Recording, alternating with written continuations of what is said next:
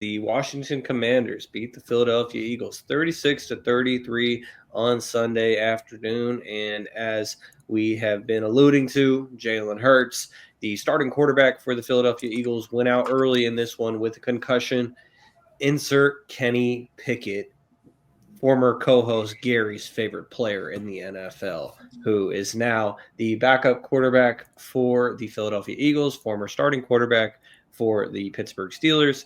And so Kenny Two Gloves got some significant action again, and the Commanders were able to overcome a 5-1 turnover deficit to go on to win this game in last second fashion. So, Kevin, you were saying that it basically ruined your day. I'm sorry to hear that, but if you could give us your analysis on the game that was.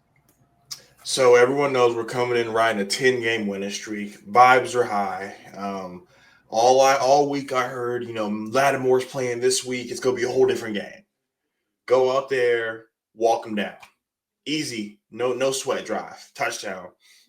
And then I hear we kick the ball off, and I hear McCaffrey to return, and I'm like, shit. What does this dude doing back here returning kicks? Almost takes it back to the crib on us. Very next play, Jalen Carter strips Brian Robinson Jr. We go down, we score again. They turn the ball over. We go down, score again. Jalen gets hurt. Now we have 3 quarters without our franchise quarterback. All I've heard was Jalen Hurts is this, Jalen Hurts is that. Maybe you guys paid him too early, A, B, C, and D.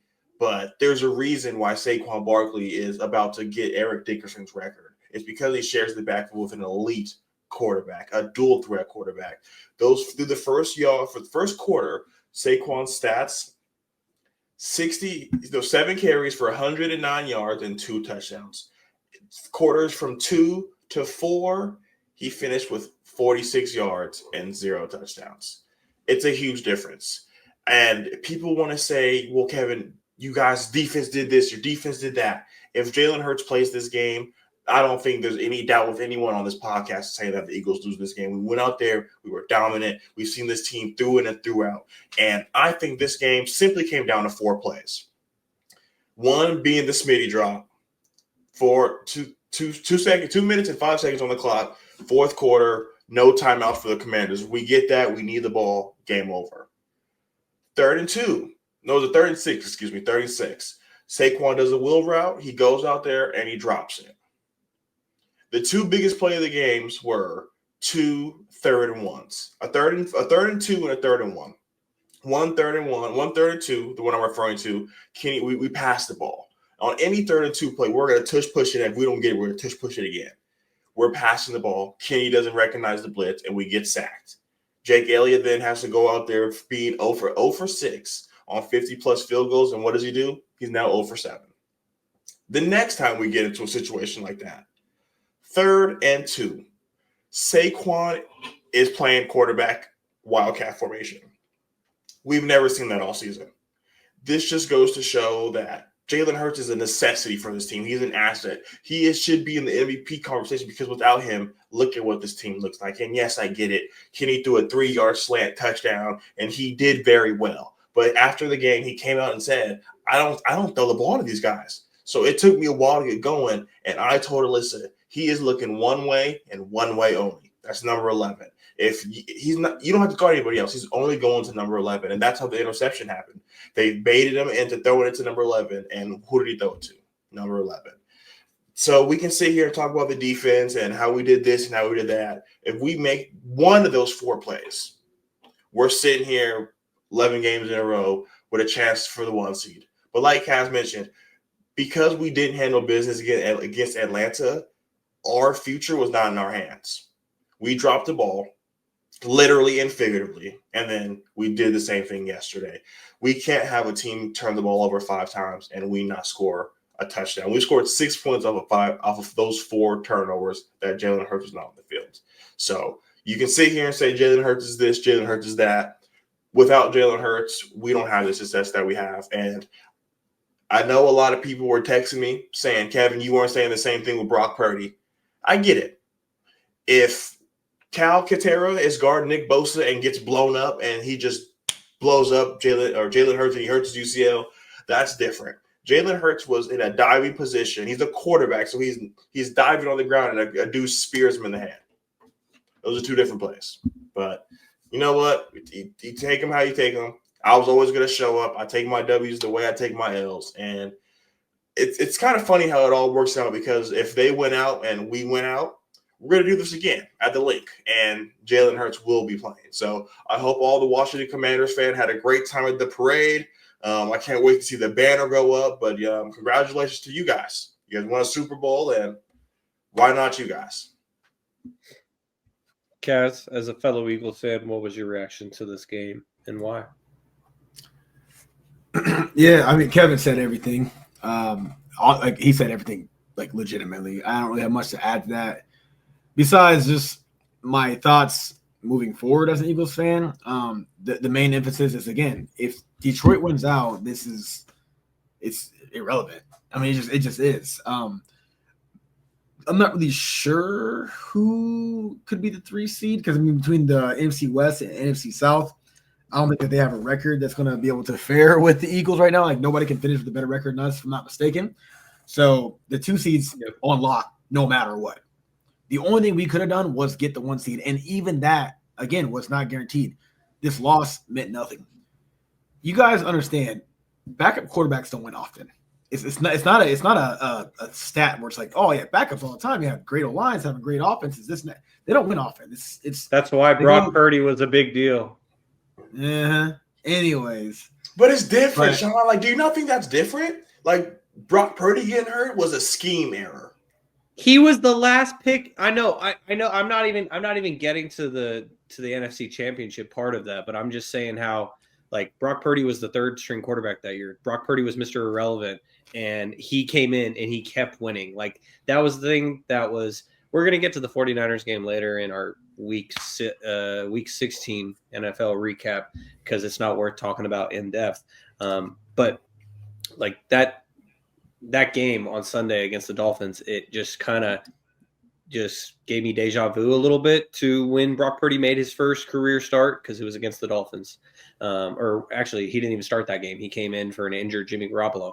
Anyways, point being, Brock Purdy doing it wasn't normal, as Kaz was getting to. Yeah, and I'm a firm believer that we don't call anomalies. They're not exception to the rule. Anomalies are anomalies. Like, by definition, it's not normal. It doesn't happen often. So yeah, you'll have a couple backup quarterbacks that come in. I mean, look at even like Josh Jobs. What was it last year when he came in and did the cool things he did for a couple weeks? And I was, you'll have that happen every once in a while, but more often than not, when backups come in, it's usually a bad sign. Eagles have the best offensive line in the league. We have arguably the best wide receiver duo in the league, behind Jamar Chase, T. Higgins, most likely. But it's arguable, at least top 3 for sure, without a doubt. Okay, we have the best defense ranked-wise in the league right now, and we're going to get on the road against a division rival. You see the difference of having Jalen Hurts out of the game, and that's just what's relevant. This is coming from someone who's not a Jalen Hurts stan. I love my quarterback. I like my quarterback. I know I see his potential. I know what he can do. And I know that he's not reaching his potential this season because he doesn't necessarily have to. But, like, it's a big fucking deal when he's not in the game. It's clear as day. Kenny Pickett, I'll say this. He did what a backup quarterback's supposed to do. Actually, he outdid most backup quarterbacks. He threw for 1 pick, expected.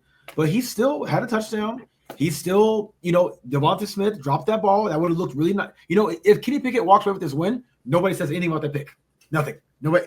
So there is just too many, like, things in that game that the Eagles, self-inflicted wounds that the Eagles, cause themselves, where it's like, hey, man, the Ravens did the same shit. The Ravens did the same shit against the Browns. The same thing. Any given day, we're putting $100 on the Browns to lose that game against the Ravens, if you got it in your pocket. Same thing with this game right here. It's like, bro, we're going to there handling business. All right, we're not worried about Washington. We're not scared of Washington.